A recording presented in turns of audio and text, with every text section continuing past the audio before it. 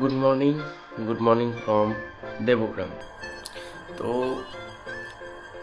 আমি সিকিম থেকে এসেছি 2 দিন হলো। তো আমি ওখানে গেছিলাম, আমি আর আমার ওয়াইফ। তো সেখানে কিছু প্রবলেম আমাকে ফেস করতে হয়েছে, কিছু না অনেক প্রবলেম আমাকে ফেস করতে হয়েছে, যেহেতু আমার ফার্স্ট রাইডিং ছিল, কোনো এক্সপিরিয়েন্স ছিল না এবং আমি সোলো গেছিলাম। তো আমাকে একাধিক প্রবলেম ফেস করতে হয়েছে। তো সেইগুলোকে আমি একটা পয়েন্টে করে রেখেছি, সেগুলা আমি বলছি। ফার্স্টে যেটা রেখেছি আমি ফার্স্ট পয়েন্টে, সেটা হচ্ছে যে আমার কী কী প্রবলেম হয়েছে। সেকেন্ড পয়েন্টে রেখেছি ফার্স্ট রাইডিং এক্সপিরিয়েন্স, আমার কী কী হয়েছে। থার্ড পয়েন্টে রেখেছি রুট। ফোর্থ পয়েন্টে রেখেছি বাজেট। আর ফিফথ পয়েন্টে রেখেছি সবথেকে ইম্পর্টেন্ট ক্যামেরার সেট আপ। তো ফার্স্ট পয়েন্ট প্রবলেম, যেটা প্রথম দিন থেকেই শুরু হয়ে গেছিলো, সেটা হচ্ছে যে ক্যামেরা সেট আপ নিয়ে। আমি মাইক কিনেছিলাম, তো 1 মিনিট দেখায়।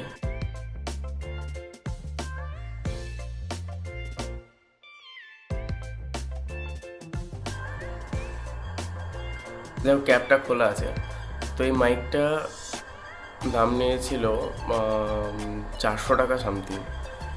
তো রেজাল্ট খুব ভালো ছিল বলে নিয়েছিলাম। তো সেটা যখন আমি লাগাই, তখন হেলমেটে লাগানোর পর প্রচণ্ড হাওয়া আসে। সেটা আমি তোমাদের ফুটেজে দেখিয়ে দিচ্ছি। তো এই ব্রেকটাতে কী কী বলে আমার জানা নেই।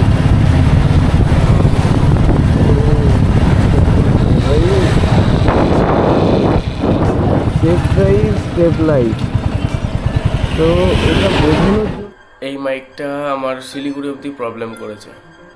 শিলিগুড়ির পর মাইক কিনি, মাইক যেটা অলরেডি লাগানো আছে, এটা কিনেও আমার সলভ হয়নি প্রবলেম। এটা নেওয়ার পর আমার প্রবলেম সলভ হয়নি, তবু হাওয়ার আওয়াজ আসছিলো, বাইরের প্রচণ্ড আওয়াজ আসছিলো, কোনো নয়েজ ক্যান্সেলেশন হচ্ছিল না। সেখান থেকে দাঁড়িয়ে আমি তারপরে গ্যাংটকে গিয়ে ওটাতে আমি আমার রুমাল জড়িয়ে নিই। তারপরে কিছুটা হয়েছে কন্ট্রোল, কিন্তু তারপরেও আমি সেট আপের জন্য সঠিক টাইম পাইনি। নেক্সট যেটা পারমিট এরকম দুটো কাগজ দেবে, এটা একটা আর এটা একটা। তো এই দুটো কাগজ যত পারলে 10 কপি থেকে 15 কপি জেরক্স করে নেবে। আমাকে একটা প্রবলেম ফেস করতে হয়েছে, আমি জানতাম না যে কটা কি লাগে না লাগে। তো আমাকে যে কটা দিয়েছিল 5-6 কপি মতো, সে কটা আমি নিয়ে গেছিলাম। তো আমার লাচুং যেতে যেতে সমস্ত পারমিট শেষ, সবাই 2 কপি করে নিচ্ছিল, আর যার জন্য শেষ হয়ে গেছিলো। এবার লাচুংয়ে ওঠার পর কোনো জেরক্সের দোকান নেই। তা ওখান থেকে কিছুটা নেমে এসে কপাল ভালো ছিল যে একটাই জেরক্সের দোকান পেয়েছিলাম, যেখান থেকে আমি 10 কপি জেরক্স করেছিলাম। তো 10 কপির দাম পড়েছিল 100 টাকা। তো তোমরা নিচ থেকে যত পারবে জেরক্স করে নিয়ে আসবে, মিনিমাম 10 কপি রাখবে তোমাদের কাছে। তৃতীয় যে প্রবলেম, সেটা হচ্ছে যে এটা হচ্ছে অথরাইজ পেপার। বাইক আমার নামে নেই, তো বাইকটা আছে আমার মায়ের নামে। তো সেহেতু এটা অথরাইজ করা ছিল। তো আমার পেপার সলভ পাঠানোর পর আমি যখন গ্যাংটকে যাই, তখন আমি জানতে পারি যে আমার পারমিট হয়নি, কারণ এখানে অথরাইজ নেবে না। আমি সেটা আগে জানতাম না, অথরাইজ নেবে না। তো সেই জায়গাটা আমার প্রবলেম হয়ে গেছিলো, গাড়ি নেমে এত দূর চলে গেছিলাম, এবার যাবো কী করে। তো প্রথম সেটা হচ্ছে তোমাদের নামে, নিজস্ব নামে যদি গাড়ি না থাকে, বাবা হোক মা হোক যেই হোক, কারো যদি অথরাইজ নিয়ে যাও, সেখানটায় গ্র্যান্ট করবে না ওরা, তোমাকে বাধ্য হয়ে গাড়ি রেন্ট করতে হবে। তো আমাকেও তাই গাড়ি রেন্ট করতে হয়েছিল। আমি হান্টারে নিয়েছিলাম, ভিডিওতে দেখতে হবে, দেখো। যেহেতু বারণ করেছে, আর যেটা মেন কথা, আমার গাড়ি অথরাইজ, মানে আমার মায়ের নামে কেনা গাড়ি, ঠিক আছে, আর আমি চালাই অবশ্য। একটু ফাইন্যান্সের জন্য ওটা করা হয়েছিল। তা যখন আমার এজ হয়নি, ফাইন্যান্স করার মতো এজ হয়নি বলে মায়ের নামে কেনা হয়েছিল। তো তারপরে নাম ট্রান্সফার করা হয়নি, ভেবেছিলাম ভ্যালুয়েশনের প্রবলেম হবে। তো সেটার জন্যে আজকে একটু প্রবলেম হলো, মানে অথরাইজ এখানে কোনো আগে যাও বা হতো, এখন কোনো অথরাইজ এখানে গ্র্যান্ট করে না, কোনো রকম অথরাইজ এখানে দেখে না। নিজের নামে গাড়ি হতে হবে, সব কিছু নিজের ডকুমেন্টস হতে হবে। এবার সেইখানটা একটা মানে সত্যি ভীষণ বড় প্রবলেম। তো সেই জন্য আমাকে বাধ্য এখান থেকে গাড়ি। তো সরি, কারণ একটু নিচে গেছিলাম, তো একটু বাইরে গেছিলাম, দিয়ে হট করে বৃষ্টি আসে, যার জন্য জামাটা ভিজে যায়, তাই জামা চেঞ্জ করতে হয়েছে। তো যেটা নিয়ে বলছিলাম যে প্রথম যে প্রবলেমগুলো তো গেল, এবার সেকেন্ড যে পয়েন্টটা সেটা হল রাইডিং এক্সপিরিয়েন্স। যদি রাইডিং এক্সপিরিয়েন্স হয় তবে এক্সপিরিয়েন্স হিউজ হয়েছে, কারণ গ্রুপে রাইড অনেকজনাই করে, বেশিরভাগ গ্রুপেই যায়, খুব কম জনাই আছে যারা সঙ্গে করে একজন একটা ফিমেল পার্টনার নিয়ে, খুব কম জনাই আছে।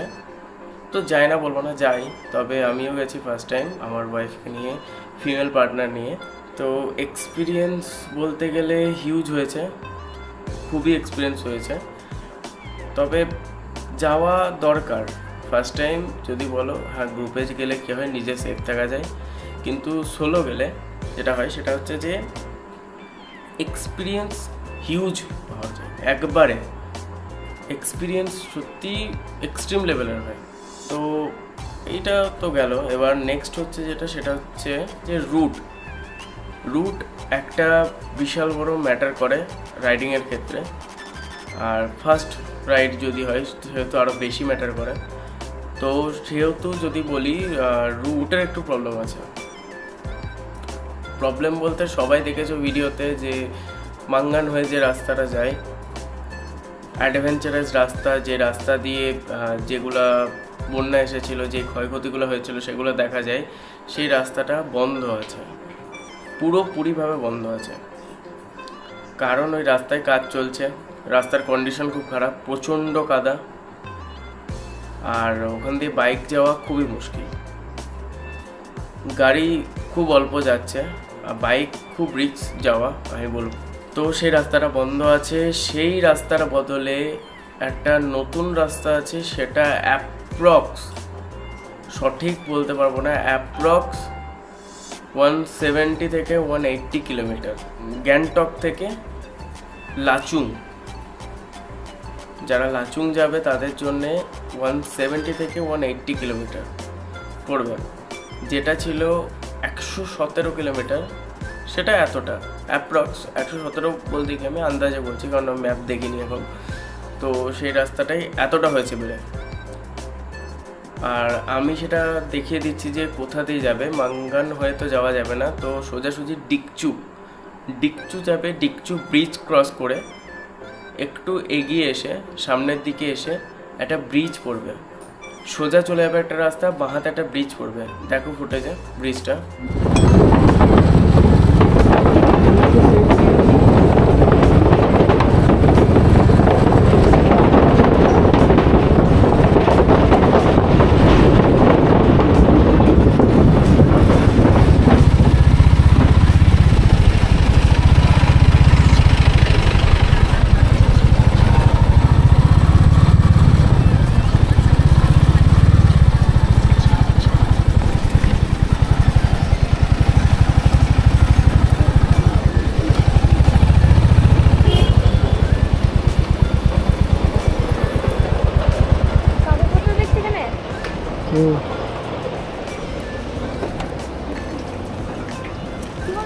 নাম নেক্সট যেটা হচ্ছে বাজেট। তো বাজেট যদি বলো, তবে যদি তুমি সিঙ্গেল সোলো যাও তবে ধরে নাও 10 থেকে 12,000 টাকা তোমার পার্সোনাল খরচ পড়বে। আর যদি তোমার পিলিয়ন নিয়ে যাও, যেমন আমি আমার ওয়াইফ নিয়ে গেছি, তবে অ্যাপ্রক্স 25,000 টাকা মতো পড়বে। আর যদি তুমি কোনো বন্ধু কিংবা কাউকে, যাই হোক, কোম্পানি নিয়ে যাও, তবে তোমার পার হেড ওই ধরে নাও 10,000 টাকা মতো পড়বে, তার মধ্যে হয়ে যাবে। আর যদি পারো তো অবশ্যই কোনো ট্যুরিজমের আন্ডারে যাবে, যদি দুজনেও যাও কোনো ট্যুরিজমের আন্ডারে যাবে, যাতে তোমার থাকা খাওয়ার কোনো প্রবলেম না হয়। কারণ ওখানে গেলে সবথেকে বেশি প্রবলেম হবে থাকাটা যাওয়া হয়ে যাবে, কিন্তু খাওয়ার প্রচণ্ড প্রবলেম হবে। কারণ হচ্ছে যে ওখানে খাবার পাওয়া খুব মুশকিল। ওখানে ম্যাগি আর মোমো ছাড়া বাইরে কিছু পাওয়া যায় না, কোনো হোটেল নেই। গ্যাংটকের পরের কথা বলছি, কোনো হোটেল নেই। হোটেলে ভাত তো পাওয়া যায় না। আমরা যেমন ছিলাম 850 টাকা পার হেড পার ডে। তো সেরকমভাবে আগে থেকে যদি করো তাহলে সেই জিনিসটা আরও কম হয়ে যায়। যদি কোনো ট্যুরিজমের আন্ডারে করো তাহলে আরও কম হয়ে যায়। যেহেতু তোমার প্যাকেজ শুরু হয়ে যাবে শিলিগুড়ি থেকে, যদি এবার সেরকম ট্যুরিজম দেখতে হবে। আমি বলছি না শিলিগুড়ি থেকেই হবে, হয়তো তার আগেও হয়ে যেতে পারে।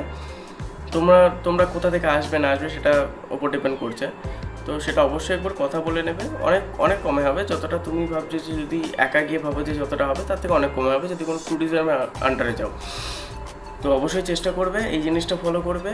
আর একা গেলেও প্রবলেম নেই, তবে হ্যাঁ যদি গ্যাংটকের ওপরে যাও তাহলে অবশ্যই যে কোনো হোটেলে থাকো, সেখানে তোমরা যদি নিজে থেকে যাও তবু থাকার খাওয়ার একসঙ্গে প্যাকেজ করে নেবে।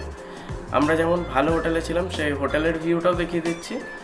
হোটেলটাও ভালো ছিল এবং হোটেল থেকে জানলা থেকে খুব সুন্দর একটা দৃশ্য দেখা যেত, সেটাও আমি দেখিয়ে দিচ্ছি ফুটেজে।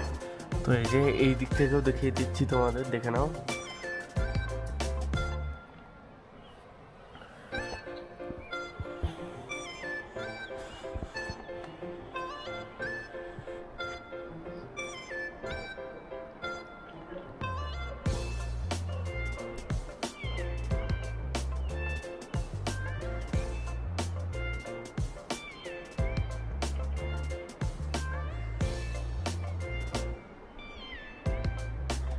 আর লাস্ট অ্যান্ড ভাইটাল পয়েন্ট যেটা, সেটা হচ্ছে ক্যামেরা সেট আপ নিয়ে। ক্যামেরা সেট আপ মানে যারা মোটো ব্লগিং করবে বলে স্টার্ট করছে আমার মতো, যদি তোমরা ভাবো যে মোটো ব্লগিং স্টার্ট করব আমি যেমন ভেবেছি, তাহলে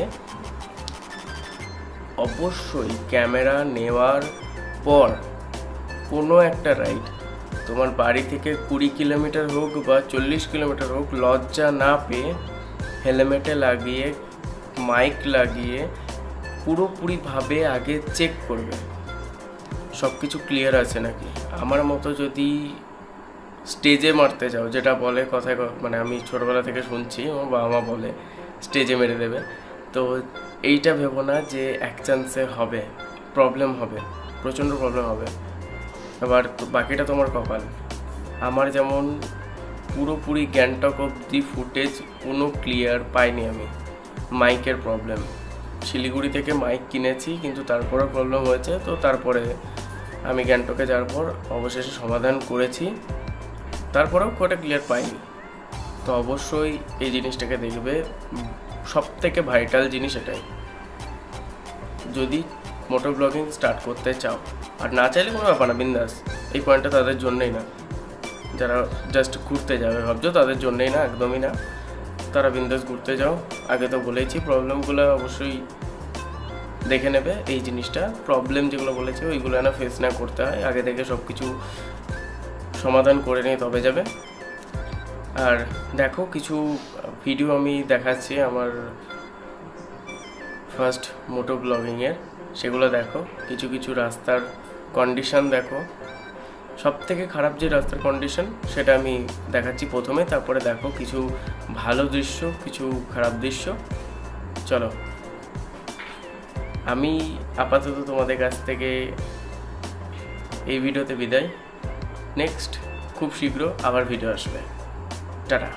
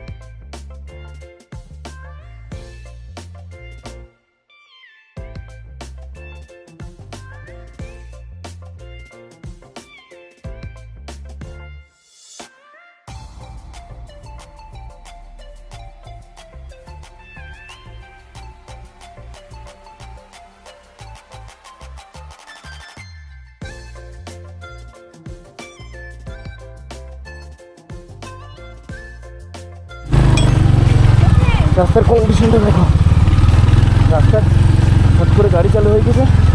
আমি আর ক্যামেরাটা অন করতে পারিনি, তবে এই জায়গায় ল্যান্ডস্লাইড হয়েছিল যেটা হচ্ছে রাস্তাটা পেরেছি।